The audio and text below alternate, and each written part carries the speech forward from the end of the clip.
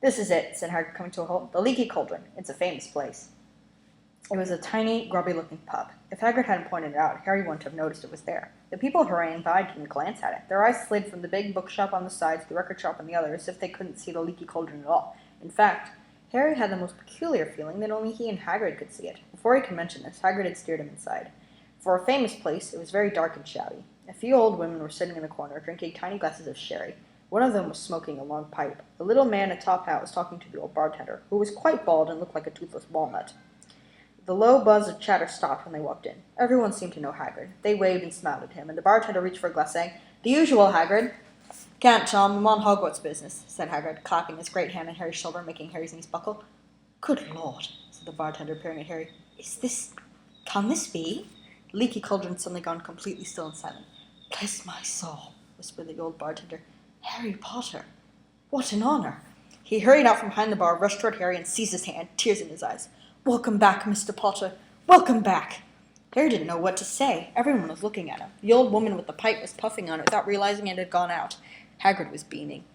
Then there was a great scraping of chairs, and the next moment Harry found himself shaking hands with everyone in the Leaky Cauldron. "Doris Crockford, Mr. Potter. Can't believe I'm meeting you at last. So proud, Mr. Potter. I'm just so proud. Always wanted to shake your hand. I'm all of a flutter. Delighted, Mr. Potter. Just can't tell you. Diggle's the name. Diddlus Diggle."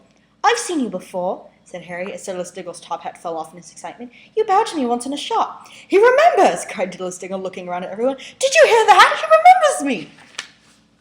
Harry shook hands again and again. Doris Crockford kept coming back for more. A pale young man made his way forward, very nervously. One of his eyes was twitching. "Professor Quirrell," said Hagrid. "Harry, Professor Quirrell will be one of your teachers at Hogwarts." "Potter," stammered Professor Quirrell, grasping Harry's hand. "Can't tell you how pleased I am to meet you." "What sort of magic do you teach, Professor Quirrell?" Defense against the dark arts," muttered Professor Quirrell, as though he'd rather not think about it. "Not that you need it, Potter?" He laughed nervously. "You'll be getting all your equipment, I suppose. I've got to pick up a new book on vampires myself." He looked terrified at the very thought. "Ah, yes, Stephanie Meyer is terrifying. In all the wrong ways." But the others wouldn't let Professor Quirrell keep Harry all to himself. It took almost 10 minutes to get away from them all. At last, Hagrid managed to make himself heard over the babble. "Must get on. Lots to buy. Come on, Harry." Doris Crockford shook Harry's hand one last time, and Hagrid led them through the bar and out to the small walled courtyard, and there was nothing but a trash can and a few weeds. Hagrid grinned at Harry. "Told you, didn't I? Told you he was famous. Even Professor Quirrell was trembling to meet you. Mind you, he's usually trembling." "Is he always that nervous?" "Oh yeah, poor bloke. Brilliant mind. He was fine while he was studying out of books, but then he took a year off to get some first-hand experience. They say he met vampires in the Black Forest. There was a nasty bit of trouble with a hag. Never been the same since. Scared of the students, scared of his own subject. Now, where's my umbrella?" "Vampires? Hags?" Harry's head was swimming. Hagrid, meanwhile, was counting 2 bricks in the wall above the trash can. 3 up, 2 across, he muttered. "Right, stand back, Harry." He tapped the wall 3 times with the point of his umbrella. The brick he had touched quivered. It wriggled. In the middle, a small hole appeared. It grew wider and wider. A second later, they were facing an archway large enough even for Hagrid, an archway onto a cobbled street that twisted and turned out of sight. "Welcome," said Hagrid, "to Diagon Alley." He grinned at Harry's amazement. They stepped through the archway. Harry looked quickly over his shoulder and saw the archway shrink instantly back into a brick wall. The sun shone brightly on a stack of cauldrons outside the nearest shop. Cauldrons, all sizes. Copper, brass, pewter, silver, self-stirring, collapsible, and a sign hanging over them. "Yeah, you'll be needing one," said Hagrid, "but we gotta get your money first." Harry wished he had about 8 more eyes. He turned his head in every direction as they walked up the street, trying to look at everything at once. The shops, the things outside them, the people doing their shopping. A plump woman outside apothecary, was shaking her head as they passed him. "Dragon liver, 17 sickles an ounce, they're mad." A low, soft hooting came from a dark shop with a sign saying, "Elop's Owl Emporium. Tawny, Screech, Barn Brown, and Snowy." Several boys of about Harry's age had their noses pressed against a window with broomsticks in it. "Look," Harry heard one of them say, "the Nimbus 2000, fast as ever." There were shops selling robes, shops selling telescopes and strange silver instruments Harry had never seen before, windows stacked with barrels of bat spleens and eel's eyes, tottering piles of spell books, quills and rolls of parchment, potion bottles, globes of the moon. "Gringotts," said Hagrid. They had reached a snowy white building that towered over the other little shops. Standing beside its burnished bronze doors, wearing a uniform of scarlet and gold, was... "Yeah, that's a goblin," said Hagrid quietly as they walked up the white stone steps toward him. The goblin was about a head shorter than Harry. He had a swarthy, clever face, a pointed beard, and, Harry noticed, very long fingers and feet. He bowed as they walked inside.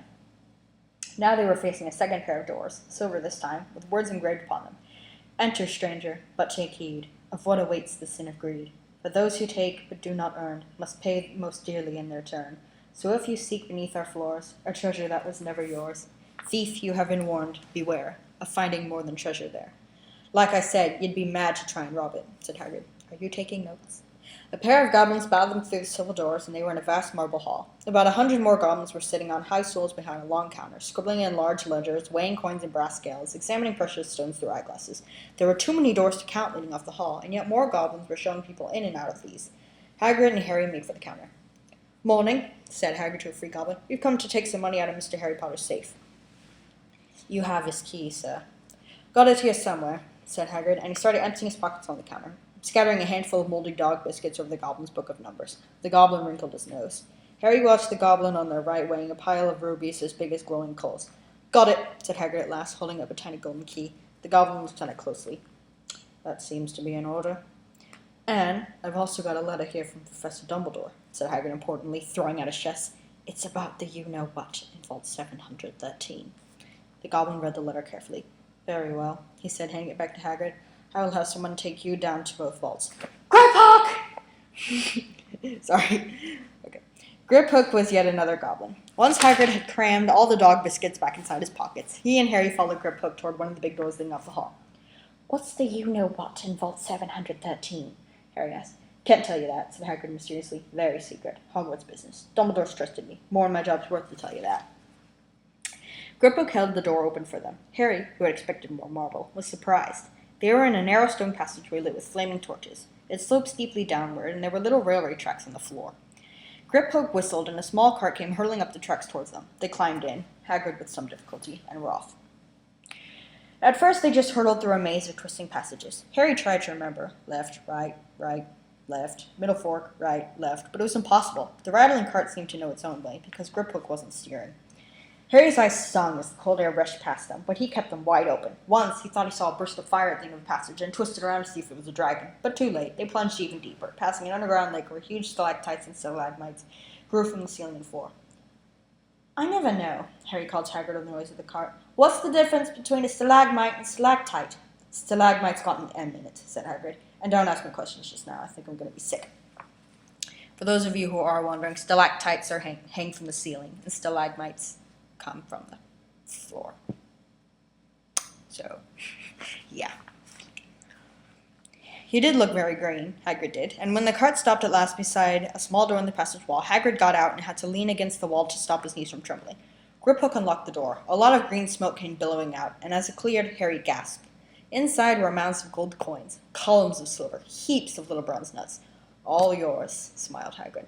All Harry's. It was incredible. The Dursleys couldn't have known about this, or they'd have had it from him faster than blinking. How often had they complained how much Harry cost them to keep? And all the time there had been a small fortune belonging to him, buried deep under London. Hagrid helped Harry pile some of it into a bag. The gold ones are galleons, he explained. 17 silver sickles to a galleon. That could be a tongue twister. 17 silver sickles to a galleon. 17 silver sickles to a galleon. 17 silver sickles to a galleon, 29 nuts to a sickle. It's easy enough. Right, that should be enough for a couple of terms. We'll keep the rest safe for you. He turned to Griphook. Vault 713 now, please. Can we go more slowly? 1 speed only, said Griphook.